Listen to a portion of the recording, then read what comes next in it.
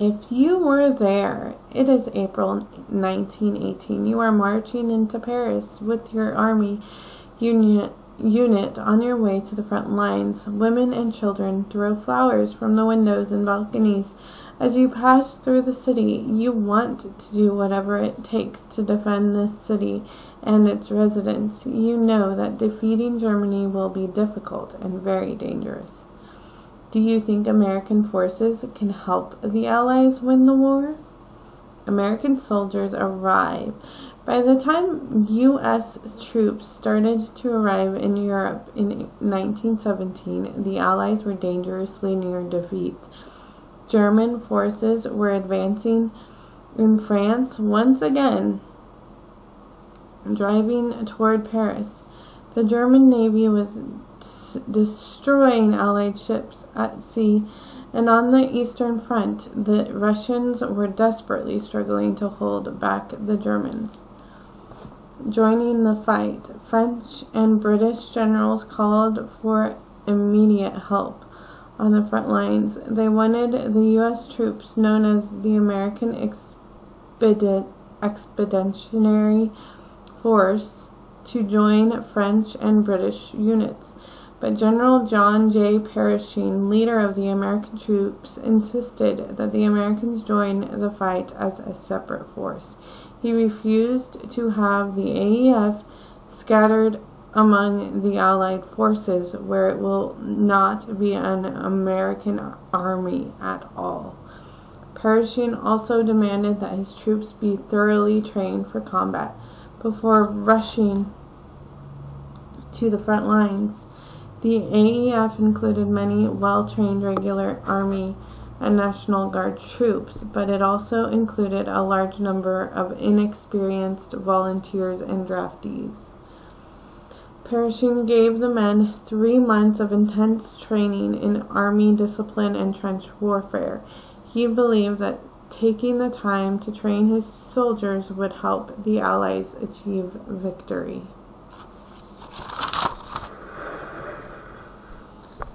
So here's a picture of a World War I soldier, World War I U.S. soldier. You can learn a lot about what life was like for a U.S. soldier in World War I by studying the clothing, in World War I, by studying the clothing and equipment that was used. Historians evaluate artifacts such as these to learn about U.S. history. So here's your typical World War I soldier. Soldiers carried a pack called a haversack, which held food, personal items, and extra socks. Right there. A blanket could be carried at the bottom of the haversack with a special attachment. Wool cloth strips called puttees were wrapped around the legs and tops of shoes for protection. A wool tunic was worn over a wool shirt and wool breeches. Gas masks were carried in a pouch around the neck. And the appearance of the Springfield rifles fooled the Germans into thinking the Americans had machine guns.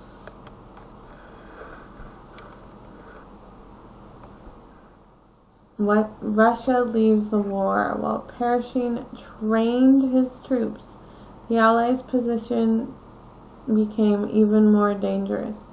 In November 1917, a group of Russians called the Bolsheviks overthrew the Russian government and seized power. The Bolsheviks were communists, people who favor the equal distribution of wealth and the end of all forms of private property. Led by Vladimir Lenin, the new Russian government faced a desperate situation. Around 8 million Russians had been killed or wounded during the war.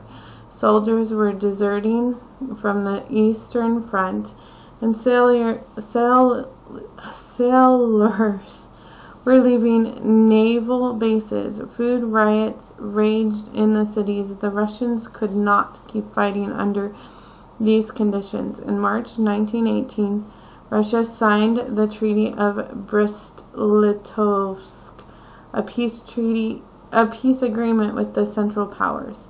A civil war then broke out in Russia between the communists and forces loyal to the Tsar, Russia's emperor. The United States and other allied countries sent aid to the Tsar's forces. Russia, however, one of the main allied powers, was out of World War I.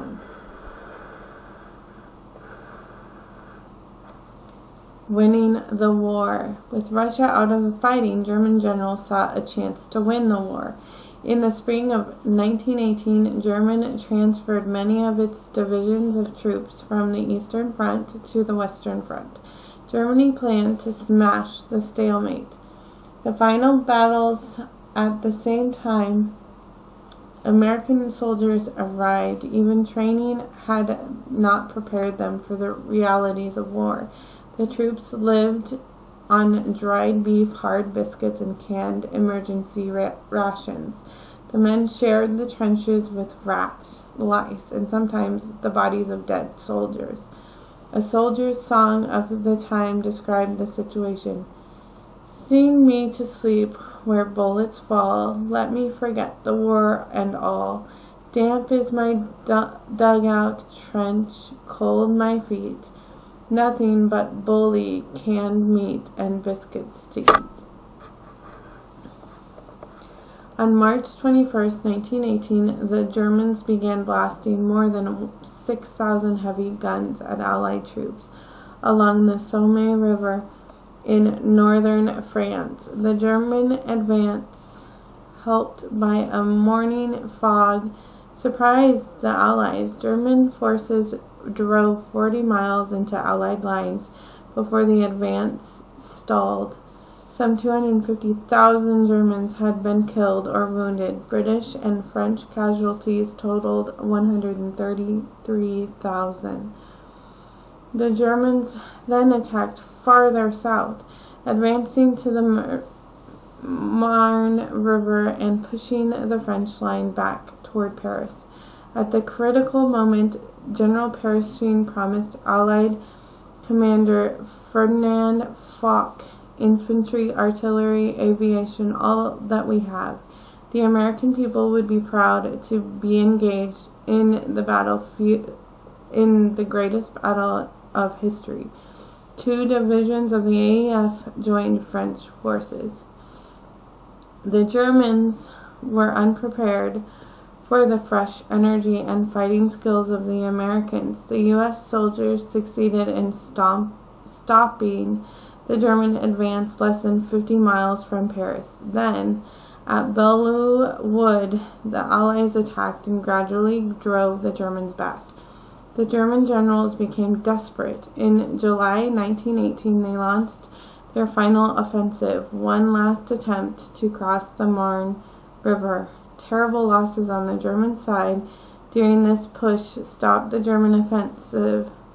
These losses also protected Paris from invasion. Although American troops suffered about 12,000 casualties, they had helped force a major turning point in the war.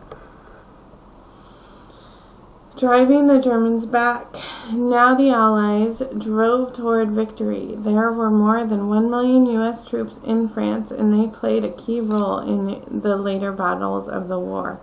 In September 1918, Allied forces attacked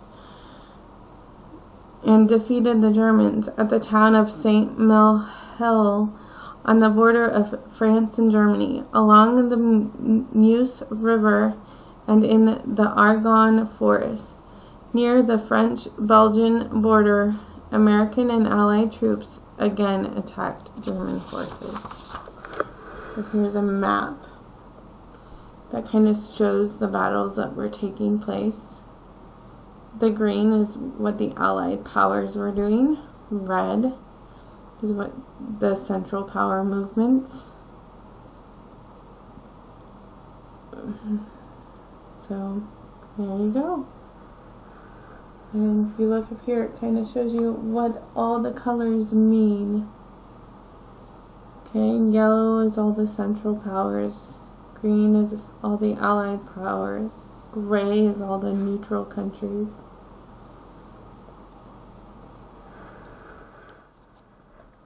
They show all the troop movements and what kind of happened there.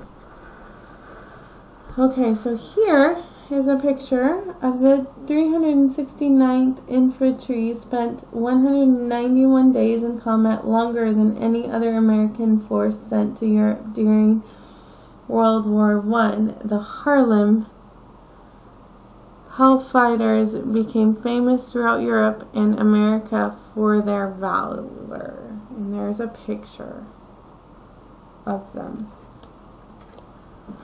So among the many heroes of the battle, of these battles, was a young man from Tennessee named Alvin York. In October 1918, York killed 25 German gunners and captured 132 prisoners. His heroism earned him fame and many awards, including the Congressional Medal of Honor. His life story even became the basis for a popular movie in 1941.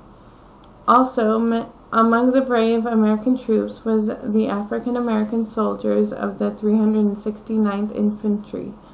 Known as the Harlem Hellfighters, the 369th spent more time in combat than any other American unit.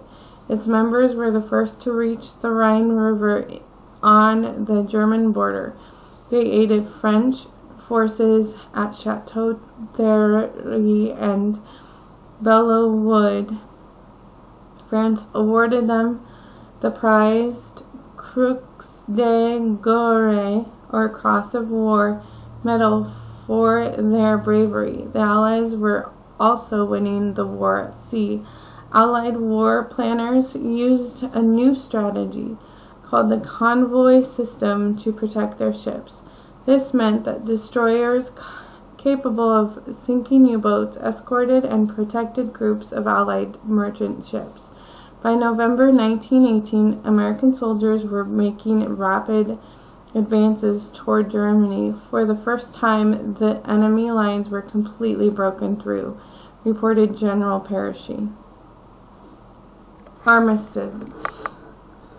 At home and on the battlefield, Germans were tired of war. Food was so scarce in Germany that more than 800 German civilians were dying of starvation every day. In Germany and other nations of the Central Powers, food riots and strikes occurred. Germany was also running out of soldiers. In addition to those killed or wounded in 1918, 1/4 of Germany's fighting men had been captured by the Allies.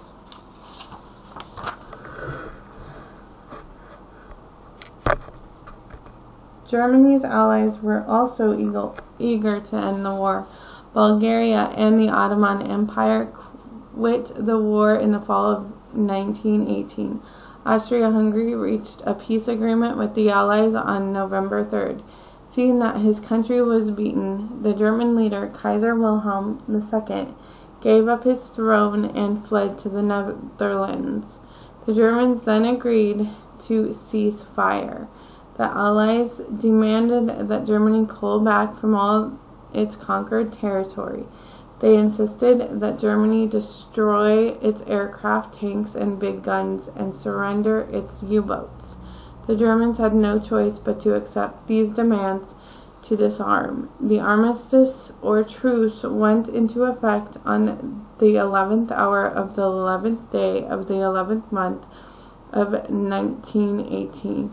At 11 o'clock, everything got so quiet that the silence was nearly unbearable, remembered an American soldier.